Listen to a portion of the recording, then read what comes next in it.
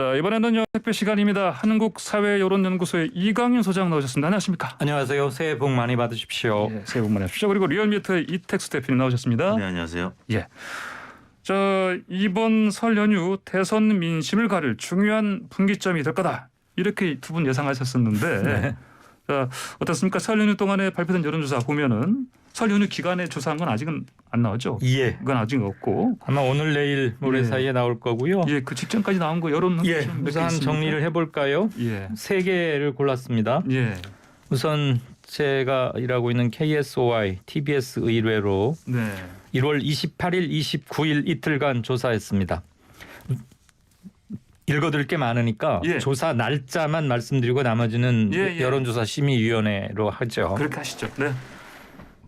윤석열 41.6, 이재명 37.9, 오찬의 접전 양상입니다. 안철수 10.6, 심상정 3.0. 그리고 조금 헷갈리게 돼 있네요, 이게. 예. 리얼미터 오마이뉴스 이것은 1월 23일부터 28일까지 리얼미터는 매일 조사해서 주간 단위로 집계를 하고 있죠. 예.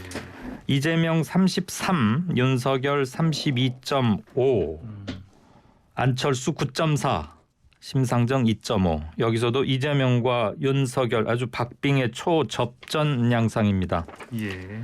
다음은 CBS가 서던 포스트에 의뢰해서 역시 저희 조사 날짜는 저희 KSOI TBS 것과 같군요. 1월 28일, 29일 이틀 조사한 거고요. 이재명 33.2, 윤석열 37.8, 안철수 11.1, 네. 심상정 2.3입니다. 네. 그렇군요. 아닙니다. 예. 바로 잡아야 될 거예요. 바로 잡아야 되겠군요. 순서가 조금 네네네, 순서가 많이 이재명에서 틀렸습니다. 네.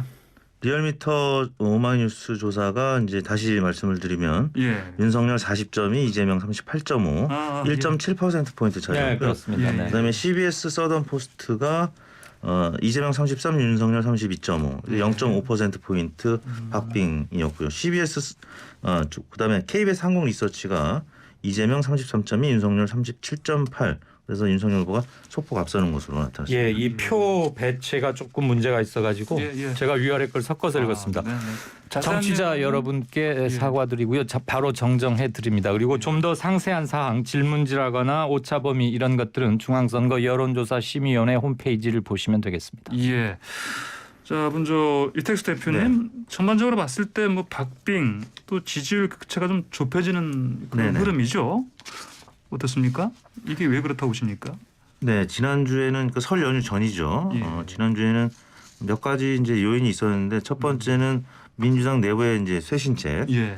송영길 대표 그리고 이제 이재명 후보의 최측근들인 7인회 예. 등등이 총선 불출마 그리고 이제 종로 등 세 곳에 대해서 재보궐 무공천 무공천. 예. 뭐 이런 등등의 그리고 이제 국회 윤리특위에 이제 상정돼 있는 자당 출신의 소속 의원들에 대해서 이제 징계한 상정 뭐 등등의 얘기가 있었습니다. 이런 부분이 있었고 두 번째는 그 안철수 후보의 지지율이 지금 특히 윤석열 후보의 지지율과 이제 상호 작용을 하고 있죠. 안철수 후보 지지율이 떨어지면 윤석열 후보의 지지율이 올라가고 또 윤석열 후보 지지율이 떨어졌을 때는 또 안철수 후보의 지지율이 올라가는 그런 이제 상호 작용을 하고 있는데 이제 제로섬 게임이다 보니까 그렇죠. 근데 지난주에 법원에서 그 TV 토론 양자 토론이 이제 불가하다 이런 이제 판결이 나지 않았습니까? 그래서 모든 국민들의 관심 또 언론의 보도량이 이재명 윤석열 후보에 집중돼 있다가 안철수 후보 그리고 심상정 후보 쪽으로 다시 시각이 분산되는 그러다 보니까 실제 오마이뉴스 리얼미터 일간 지표에서 안철수 후보의 지지율이 법원 판결이 있던 수요일부터 조금씩 상승하기 시작합니다. 이런 구도의 문제. 법원 판결에 따라서 안철수 후보의 지지율 상승이 눈에 띄었고 윤석열 후보 지지율이 주후반에 좀 약세로 돌아섰다. 이런 부분이 전반적인 흐름의 이제 큰 요인이었는데 여하튼 지금 앞서 발표해드린 4개 여론조사기관의 결과는 오차범위 내 굉장히 박빙. 한때는 특정 여론조사기관들이 이제 윤석열 후보 지지율이 오차범위를 넘는 수준을 앞서기도 했었는데 지금은 전화 면접이나 아니면 자동응답 방식이나 오차범위 내에서 지금 혼조세를 보이고 있다. 이게 특징이라고 할 수 있겠습니다. 이강윤 소장님 어떻게 분석하십니까? 네, 설 연휴 들어가기 직전에는 윤 후보의 상대적인 상승세가 있었던 건 수치로도 확인이 됩니다. 네. 그런데 들어오면서 이재명 후보가 조금 올라왔고 예. 거의 비슷한 시기에 윤 후보는 조금 빠졌습니다. 그 상승폭 하락폭은 조금씩 다르지만 예. 그 추세는 이재명이 조금 올라왔고 윤 후보가 조금 빠졌던 것은 여러 여론조사 기관에서 공히 보이는 현상이고요. 네. 그래서 격차가 좁혔고 아하. 여러 차례 말씀드립니다만 오차범위 이내에 있다는 것은 더군다나 오차범위에서도 하단에 속한다고 볼 수 있는 3%포인트 안팎이라면 이건 판단 유보 구간 또는 판단을 금지해라라고 보는 게 가장 정확하고요. 물론 선거와 여론조사의 가장 큰 차이가 그건데 예. 여론조사는 오차범위라는 누구도 벗어날 수 없는 굉장히 중요한 룰이자 과학적 데이터가 있는 공간이고 선거는 단 한 표만 이겨도 승부가 갈리는 것이니까 네. 제발 시민 여러분께서 여론조사 결과를 보거나 들으실 때 오차범위 이내에 있는 것은 판단을 안 하는 것이 일단 네, 가장 네. 정확하다. 네.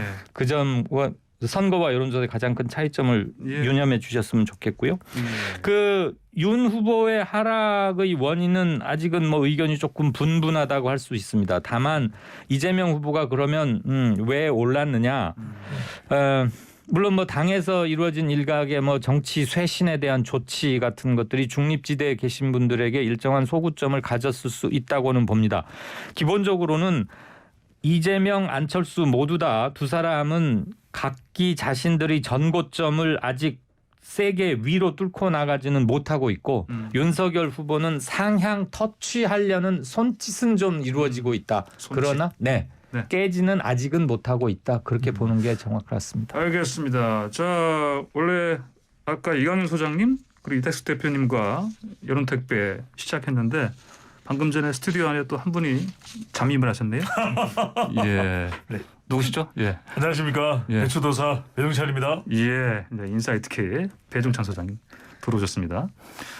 뭐 늦게 들어왔으니까 뭐 벌칙을 하나 줘야 되지 않나요? 예, 이게 늘 예. 첫 코너 네. 여론조사 네. 집계 수치 읽어주는 걸 배 소장이 했는데 엄청 힘들어요, 그거요. 오늘 안 오는 바람에 제가 하다가 대령. 예. 예. 두 손 들고 예. 앉아 있겠습니다. 자, 그리고 어제 방금 소개해 주신 것들은 다 연휴 직전에 조사한 거고요. 네. 오늘 또 새로운 거 하나 나올 것 같은데요. 그 이 소장님 말씀하신 MBS. NBS. MBS구나. 전국 MBS에서 집계조사. 예, 설령 때 한 거. 네. MBS는 아마- 예, 오늘 예. 안 나올 것 같은데. 오늘 내일 오늘 안 나와요? 내일 나오- 면접원이 하는 조사라서 예. 제가 알기로는 아마 예. 글쎄 뭐 확인은 해봐야 될 텐데 면접원들 같은 경우는 명절 연휴에 쉬어야 되기 때문에 예. 일단 그렇게 알고 있습니다. 근데 이게 1월 30일부터 2월 2일까지인데 여기에 그 지금 이재명 후보의 부인 김혜경 씨 새로 그건 나오고 아직 있잖아요. 반영이- 이거 반응이 안 되겠네요. 그게 물론 첫 보도가 나온 것은 네. SBS나 TV조선 이런 데서 첫 보도를 낸 것은 오늘로부터 치자면 닷새 전이니까 예. 날짜로는 되는데 네.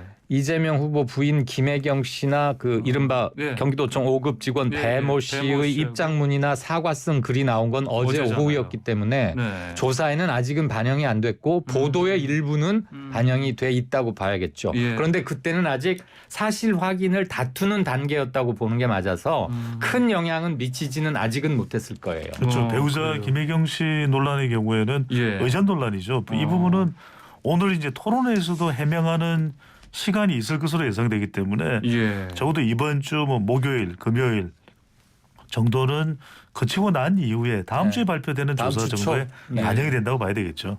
그렇군요. 오늘 TV 토론에서 아무튼 이 문제는 우선 네, 네, 새로운 것이기도 하고 비교적 어. 핫하게 다뤄질 것 같습니다. 그렇군요. 그리고 그 또 김만배 씨 녹취록도 하나 그 전에 네. 나온 게 있잖아요. 네, 네. 뭐 내 카드면은 윤석열. 윤석열 뭐킬 주고 예. 이것도 작용을 하려나요? 근데 구체적인 내용이 아직 나온 게 소개된 게 없잖아요. 없어서 네, 이게 정말 김만배 네. 씨의 그냥 허풍인지 아니면 최소한의 팩트 근거가 있으면서 한 말인지는 네, 일단은 네. 수사기관에서 뭐 이런 것에 대해서 뭔가 갖고 있을 텐데 예. 아직은 드러나지 않기 때문에 말이죠. 이거는 네. 공방으로 흐를 가능성도 좀 있어 보이고요. 알겠습니다. 발언은 지겠죠, 당연히.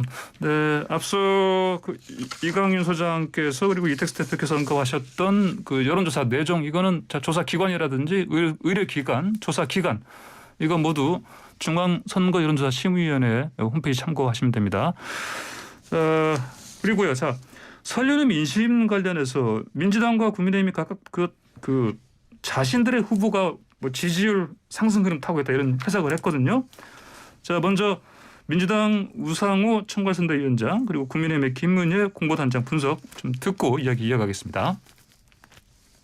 검사 생활만 했던 분보다는 행정 경험이 있는 이재명 후보가 훨씬 더 잘할 수 있지 않겠냐 하는 기대가 더 우세했다. 설 연휴 직전부터 저희 후보의 지지율이 조금씩 반등하고 있다. 저희는 이렇게 판세를 분석하고 있고요. 설 연휴에 만난 유권자분들은 더욱 공고해진 정권교체 민심을 전달해줬습니다.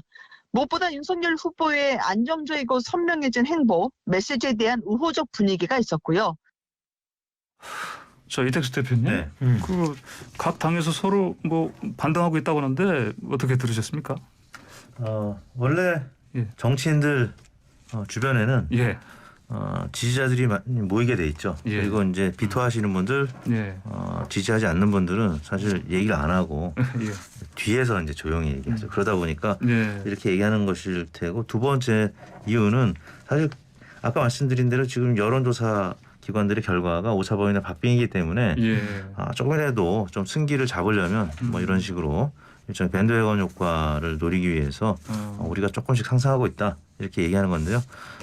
지금 어떻게 보면 두 진영 모두 박스권에 갇혀 있다. 이게 더 맞는 말일 것 같습니다. 박스권에 갇혀 있다. 두 후보 다. 이건 소장님 어떻게 보십니까? 예, 저도 비슷한 견해입니다. 자기들 보고 싶은 것, 자기들에게 유리하거나 우호적인 것을 먼저 말하고 예. 그게 먼저 눈에 들어오는 건 인지상정이겠죠. 예. 이건 뭐 미국 대통령 선거 때도 항상 있었던 일이고요. 뭐 미국, 한국을 떠나서 사람들 심리가 그런 것 같습니다. 다만 아까 우상호 의원 지금 선대본부 뭐 맡았죠, 총괄 부장인가? 총괄선대위원장이요. 예. 이재명 후보가 일부 반등세에 들어서는 것 같다. 이 부분은 그렇게 뻥튀기 하거나 틀린 것 같지는 않습니다. 네. 다만 그 폭이 문제겠죠. 폭. 네. 얼마나 유지되느냐와 그 강도가 문제일 텐데 윤석열 후보에 비해서는 그동안 상승폭이 둔화돼 있었는데 조금씩 위로 가려는 움직임은 분명히 있긴 합니다. 배 소장님. 저는 이제 중도층의 확장이냐라는 것보다는 네. 그러니까 이재명 후보도 지지층이 이제 결집하는 것이 나타나는 것이죠. 왜냐하면 위기 인식이 있는 겁니다. 지지층 내에서도 더 결집하게 되는 거죠. 그러니까 네. 중도층 확장도 확장이지만 주로 이제 진보층 그리고 40대 화이트 칼라 여기가 이제 문재인 대통령의 핵심 지지층이다. 근데 이들의 결집 성격이 더 강하다고 봐야 되겠죠. 예, 알겠습니다. 자, 오늘 또 뭐 사자 TV 토론도 처음 열리는데 또 이것도 뭐 여론에 분명히 영향을 미치겠죠. 그 관련 이야기 잠시 뒤 광고 듣고 돌아와서 이어가겠습니다.